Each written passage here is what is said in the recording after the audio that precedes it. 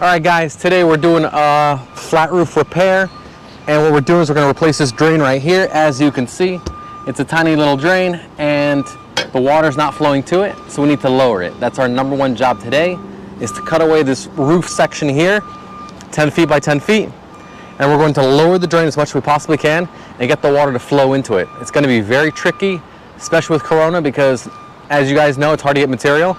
It's super hard to get insulation, anything to help it secure it down. Roofing materials are getting kind of scarce, so it's going to be a challenge, but we're going to figure it out today. The first thing I do when I get on a roof like this and I'm about to start a project is I look for anything that's active and inactive. And what I mean by that, inactive would be like any kind of like air conditioning unit that's inactive, or if there's a vent like this that's inactive. So this is inactive and I can get rid of this. The same with these vents right here.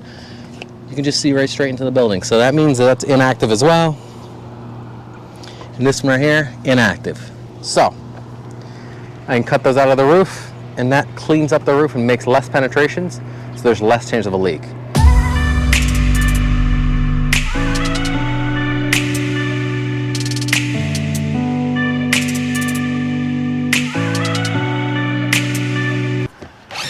Now that we've gotten the roof completely cleaned up, the only thing we got to do now is remove the insulation, because it's 2 3/4 inches thick, but it's solid 2 3/4 inches thick. It's not tapered at all.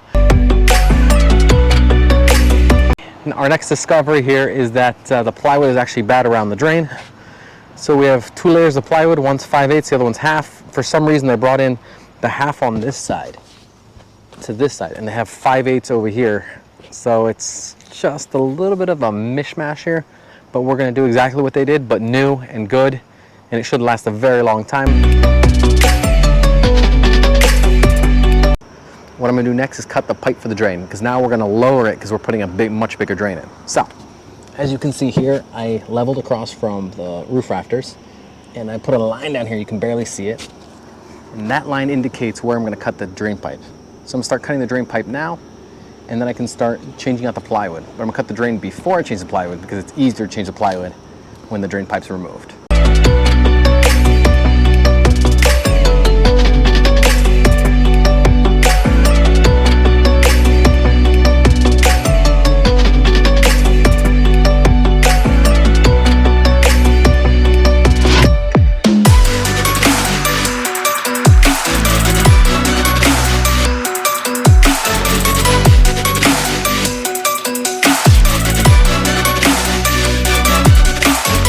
So as you can see here, that we have the drain, we're ready to connect it. We have our metal band burial front coat in the wall, ready to go. I'm gonna put the drain on the front coat, and we're gonna tighten it from the inside of the office later. But the first thing we're gonna do is put the drain back down again. So, like so, okay. Nice and square, fits nice and perfect, okay. Good, Isaac, you can screw it down now. Secured it really well. I put a garbage bag in the drain to keep any debris from going in. Obviously, everybody knows that's important, because if you get stuff in the drain, like I've said in every single video, it screws up your entire job. So, the next thing we're gonna do is we're gonna start laying out our insulation pieces that are gonna pitch into the drain. And right now we're using what are called Q panels. So these are 4 feet by 4 feet, obviously. And our roof right now is 2 3/4 inches thick, as you can see. You can't see it, just take my word. What we have here is 2.5 inch panel that tapers down to about 1/2 inch. So that's the most aggressive pitch panel you can get. And what we're gonna do now is start laying it out and start making the puzzle work. So I'm gonna start cutting these pieces at a 45-degree angle and make my whole drain sump to the center.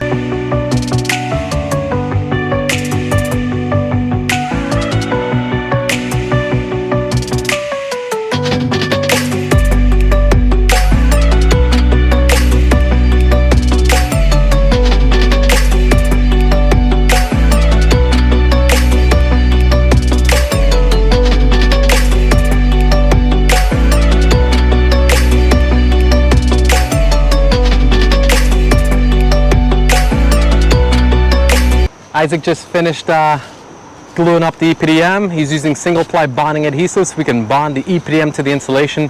That is not a waterproof glue, which some people have tried using it as such, and it does not work. But what I'm going to do next is I'm going to apply a layer of Firestone water block. So this is going to be the seal between the drain and the clamping ring. So the EPDM is going to go on top of this, and it's going to make a compression seal. And from there, that's going to waterproof the drain. Here we go.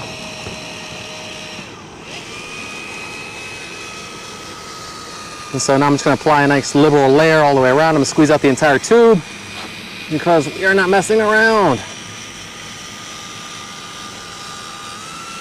The only thing you have to be careful of is if the water block is exposed to the sun, it will die. So we're just gonna wait for the glue to vapor off, dry a little bit, and then we'll bond it together. And then I'll put the clamping ring on, and the drain will be pretty much done. And then we can splice in the edges, so let's do it.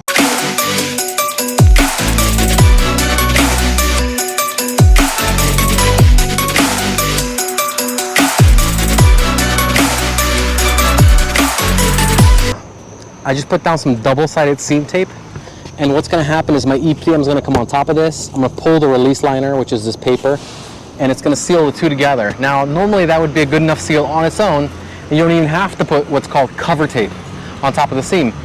But I'm going to, just for added security, because the membrane is kind of dirty here, even though we're bonding two new pieces of membrane together. I just want to make sure that we're 100% waterproof, and we never have an issue ever again. So I'm taking all the precautions, even though it cost me a fortune to do it that way. I'd rather it be that way than have to come back.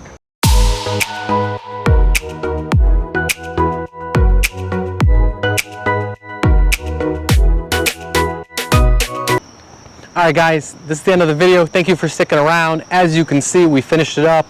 Everything's tight, looks great.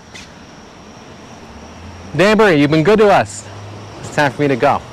I'll see you guys in the next one.